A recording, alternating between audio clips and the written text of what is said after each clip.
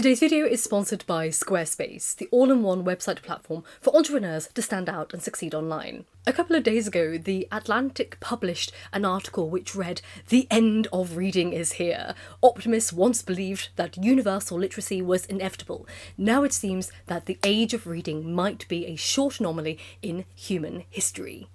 Now that sounds terribly dramatic, which always gets people's attention, and perhaps I am one of those naive optimists, but I had a look at this article, and the article sets the scene with equal flair. The author opens up by comparing the loss of the Library of Alexandria to the evolving statistics that Americans, whom the data in this article primarily focuses on, are reading less in today's digital age. Now, the data presented in the article is as follows. I'm afraid this is going to be very nerdy. I do love stats and data, so there's going to be lots of that in this video. Apologies in advance. Actually, not sorry. Become nerdy with me. So according to the National Endowment for the Arts, which conducts the most comprehensive survey of the nation's reading habits, fewer than half of all adults reported having read a book of any kind in 2022, and only 38% read a novel or a short story. Another study analysing 236,000 respondents to the American Time Use Survey found that the proportion of Americans who read for pleasure fell from 28% in 2004 to 16% in 2023. It's also important to note here what reading for pleasure meant in this survey. It meant not just reading a book, but reading magazines or a newspaper, or listening to an audiobook or reading an ebook. To strike how uncommon reading is, the author of this article used a statistic which is, by contrast, gambling is a more common leisure activity than reading a book, with 57% of Americans having placed a bet in the last year compared to percentages reading. Now obviously this sounds really upsetting, but if we're going to be honest, I would argue that most leisure activities would beat reading hands down if we think of what constitutes a leisure activity if gambling is considered one, which it is. So that would include walking or playing a sport or watching television, drinking, scrolling on social media. All of that would very much likely beat reading, and that's not a new. This video isn't about me dismissing any sort of idea of a reading crisis or the concerns with literacy, not in the slightest, but this video is about something else. You see, I believe that the modern reader has become so accustomed to our world that these discussions would benefit from being reconfigured within a historical context for us to understand what is happening and how we may want to feel about it, and look at the situation a little bit differently with history in mind, without the need for defining anything as a crisis as of yet. So let's kind of zoom out on this topic for a second and look at where reading falls within the history of our social evolution. Because whilst reading is an ancient activity, with people reading about 5,200 years ago in ancient Mesopotamia, literacy skills have only become widely available since the mid-19th century. Because between 1851 and 1900, there was a rise in British male literacy. It went from 69% to 97%. But for the female part of that population, the improvement in literacy rates was even more pronounced. It went from 54% to 96%. But that's just Britain. For other areas of the world, this change actually happened much later. So in China, for example, as recently as 1949, roughly 90% of Chinese women were illiterate. But the post-revolution education reforms and later government outlines to eradicate rural illiteracy saw that rate drop to 32% by 1990. In 1900, the world literacy rate barely exceeded 20%, but from the 1950s on, world literacy began to increase, reaching 42% by 1960 and 70% by 1983.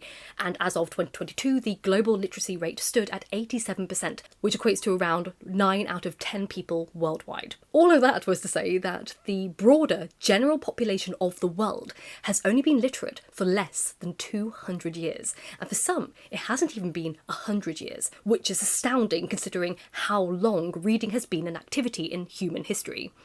Even then, reading for leisure was a privileged activity denied to most people. I've done a whole video on the history of the library if you're interested, but in brief, after the First World War, changes to the publishing industry, coupled with the growth of public libraries in the 1920s and the spread of two-penny libraries in the 1930s, created the new type of reader, us, the general reader. These readers were not from elite institutions and they did not own a library. They certainly didn't get one from their parents inherited down. They were working class individuals, and as such, the general public has only ever had the fortune of engaging in reading as a leisure activity for just over 100 years. Again, if that. That's just using Britain as a rough estimate, but most of the world still didn't. For less than 100 years. Think about it, we've been reading for leisure for less than 100 years. Additionally, what constitutes as reading has evolved rapidly in the span of less than 30 years. So rather than be restricted to a narrow concept of just books or texts, reading happens everywhere, and as such, it's probably more accurate to say people are reading more than ever before, not less. It's not the death of reading, because people read on social media, they read news websites, they read texts, they read Reddit, they read emails, instruction manuals, AI conversations, signs on the street. Most people have to read at some point in their day for work. People are more likely to read as an activity than anything else they do in their day, percentage-wise, with all the media they consume. But the question that now arises is how much do they read for pleasure, and what is the quality of the content they're reading? But before we go any further, I'd like to take a moment to thank today's sponsor, which is Squarespace. Because whether you are just starting out or managing a growing brand, Squarespace makes it so easy for you to create a beautiful website and engage with your audience and sell anything from products to content to time, all in one place and all on your terms. I have gone through so many iterations online, from blogging to now running a business, and Squarespace has seen all sides of my online evolution.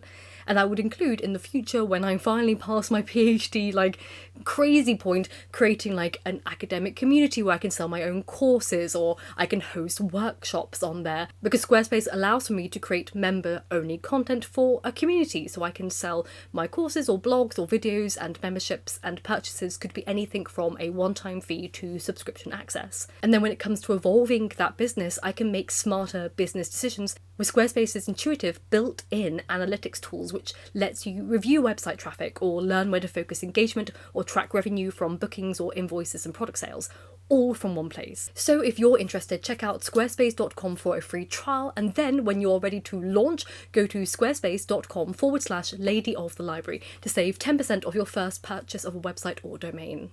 So if we were to define reading as just reading books or physical newspapers, people are reading less frequently compared to a few decades ago, when reading for pleasure became a more accessible activity for the masses. The difference that has happened is that the data suggests the texture of what we're reading is becoming less coarse, to put it another way. Analysis by The Economist in September last year compared the average word per sentence in popular books today against books dating back to 1931, and it found that sentences had contracted by a third over that period of time. So they gave an example. They looked at the opening sentence of the Victorian bestseller Modern Painters by John Ruskin, which is 153 words long, and that was rather different from the 19 words of the opening sentence to Let Them by Mel Robbins. Now, should state the obvious, not all long sentences are good, just as all short sentences are not bad. They are just different, and their effectiveness depends on the skill of the writer, but the shortness of a sentence opens up possibilities for other questions to have, such as, are these shorter sentences indicative of a society that's evolving with less patience? People who want to just get on with it, who can't handle watching more than 3 minutes of a video, who rapidly skim through emails and texts and books just to say they have read them and got it over with? And if that is the case, is this a behaviour indicative of our brains becoming lazier and just wanting that fast dopamine, or of our brains being overworked and overwired thanks to capitalistic messaging that tells you that time is money, and that the more you get done and the faster you get it done, the more valuable you will become as an individual? So discussions like this over the past few years have been described as a literary crisis or a reading crisis. And whilst it's true that basic reading skills are declining, we'll come back to that later, some of these discussions have taken place with people sort of misreading the data, which is why I'm wary of employing that term casually. A prime example of this was a trend a couple of years ago with the male reading crisis, which spread across social media, despite the data not actually suggesting that was the case. There's an article in The Guardian that debunked a particular one in Australia. It's very well done, I will link it down below, but let's look at the general population reading crisis. So the Pew Research Center, spanning from 2011 to 2021, came to the conclusion that Americans read, on average, 14 books per year, with a median of just 5 books per year. It also showed that university graduates are more likely to be book readers than people without university degrees, and adults between the ages of 18 and 29 are more likely to read books than adults over the age of 65, interestingly enough. And yes, the statistics come up that women read more than men, but it's only ever so slightly, and that gap has remained relatively consistent for decades. Because according to Pew's 2021 study, 73% of men said they've read a book in the past year, compared to 78% of women, and that was an increase from 2016 when only 68% of men said they read a book compared to 77% of women. So proportionately, the men are catching up much faster than women are engaging with reading. Usually, the gender reading gap is presented financially. There is a famous statistic, the 80-20 statistic, and it comes from 1997 when the New York Times speculated that women might be buying 80% of fiction books sold, which is really interesting. But they made that claim without actually citing a survey or where they got that number from. Despite them not having any evidence to back that claim up, that statistic has gone on 30 years, and it has been recited by other articles and other online journalists, and it was even cited in a 2020 book called Why Women Read Fiction, The Story of Our Lives, by the University of Exeter professor Helen Taylor. A correspondent for Vox, Constance Grady, did a really great deep dive into this last year. Again, I will link all the articles I cite below. And the closest she found to that statistic was information given over by Nielsen book data that showed in 2017 UK women bought 63% of fiction, whilst men bought 37% of fiction. Now, there's two things to note here. Note 1, Nielsen book data only covers UK sales. And also, those numbers do not match the 80-20 split that people keep citing. But, at least according to UK buying habits, there was seemingly a distinction between genders regarding their buying patterns. But even then, Grady doesn't specify in her article that this data from Nielsen included ebooks or audiobook sales, and I'm assuming that that data also does not include Amazon book sales, where men may be buying more ebooks and audiobooks over there, so they're not included in the data. But let's return to a more serious thing, which is the decline in reading skills. Now here the data doesn't look fantastic. So the OECD's survey of adult skills is carried out once every decade, and the most recent one was 2023. So for this survey, researchers arrange 160,000 adults in 31 countries and regions to sit short tests in numeracy, literacy and problem solving. Now, while places like England actually moved up the past decade, places like America and Italy fall below the OECD average. But statistics in this area are sort of hard to measure, largely due to migration, because if basic reading skills decline over a decade between surveys, it's hard to determine if that data is due to literacy skills of declining due to poor education systems, or if it's due to more children and adults being accounted for whose reading skills are being judged and tested in a second or third language. However, another article said that even when these issues of ageing or second languages are accounted for, literacy scores in lots of countries are not faring well. Andreas Schleicher, the head of education and skills at the OECD, speculates that adults are now getting less practice than they used to at reading long and complex texts due to, you guessed it, social media, and that makes sense. And I say all of this because I think we know. I think many people are talking about how they are losing their vocabulary, that they are finding less patience for books, reading complicated texts. That makes sense. But the point of my video isn't actually that, because I think all of these statistics weakens the conversation to a position of data as a reading crisis, because it usually laments people's lack of engagement with reading texts, and it misses a deeper point of this conversation that I think has a more powerful position. So the reading crisis conversations often usually dwindle down to a conversation that fundamentally revolves around culture. It's a conversation about a cultured versus uncultured society, which is a discussion fundamentally embedded in socio-political class. And as a result, these discussions can be reduced to a forlorn sentiment that culture is dying and people care more about celebrities than books, which Yeah, sadly is true, but I repeat, always has been true in some way according to the time and environment in which people existed. What I think would be a more effective motivator for pushing people to consider the importance of reading texts is not this cultured versus uncultured narrative, but rather to highlight, as I already hope I have done, how literacy and access to literature has been gate-kept from the masses for approximately 96% of the history of reading.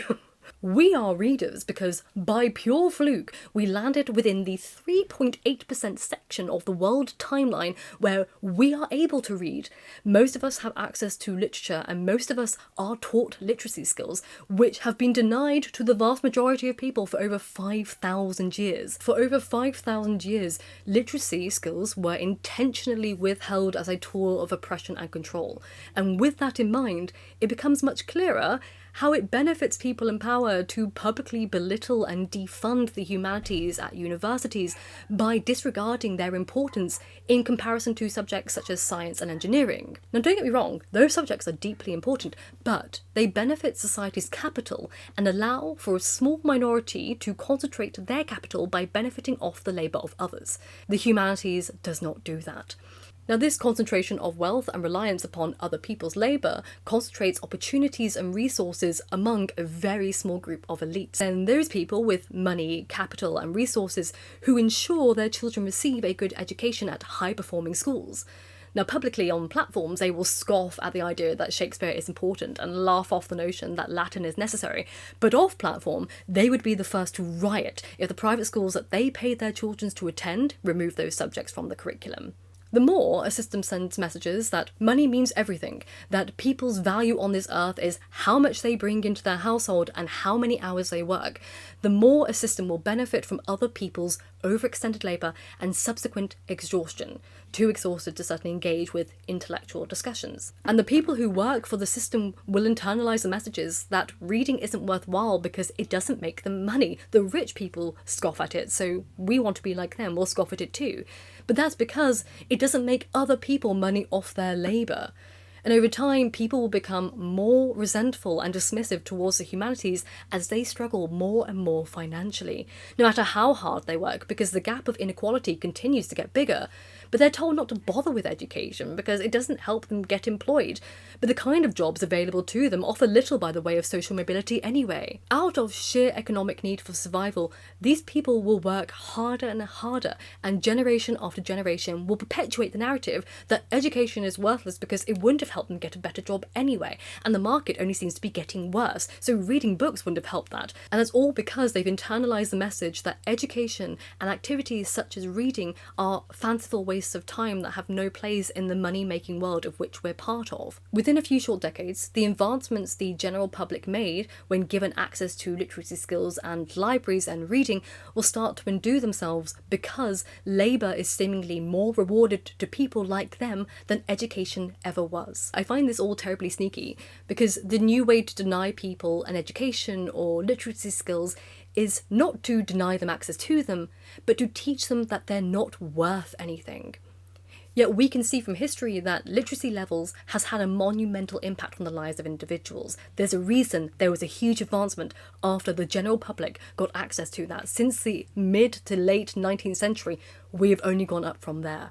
And these skills have played the greatest roles in people overcoming oppression and liberating themselves and making avenues for themselves, building their own businesses and becoming independent. So we can distract ourselves with rather silly conversations about reading crisis, one which bemoans the popularity of genres deemed lower level such as romantasy or YA, or children engaging more with social media than books.